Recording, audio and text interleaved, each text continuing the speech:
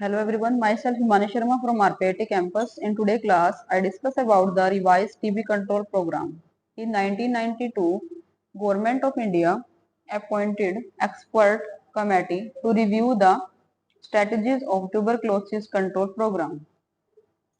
Case finding must be passive, systemic registration of the cases, categorization of the TB cases into two types, only intermittent regimen, not daily regimen. Drugs must be ensured free of cost. Effective health education. RNTCP in 1993, Government of India intensified and revised the NTCP and renamed and launched as the revised TB control program. IT was launched as a pilot project and expanded in 1997. There are the IT funded by the WHO and World Bank. Next is the objective. Achievement of at least 85% cure rate through survive. There are the supervised short course chemotherapy, involvement of NGO and private institutions, augmentation of case finding activities through quality sputum microscopy examination. Next is the revised strategies.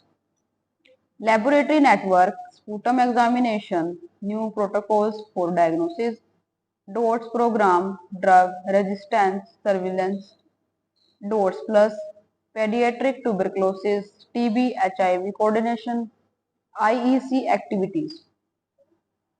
First is the laboratory network, a nationwide network of RNTCP quality assured designated sputum smear microscopy. Laboratories has been set up. These laboratories carry out a sputum microorganism. They are the microscopy with external quality assessment and drug resistance, surveillance and related activities. The microscopy, new protocols for the sputum microscopy and DRS have been prepared. The laboratory network for RNTCP in India consists of the three designated NRLS. A central laboratory committee has been constituted with the microbiologists of the three national reference laboratories NRLS and central TB divisions with who representative as the member. This committee guide the laboratory related activities of the program, that is WHO.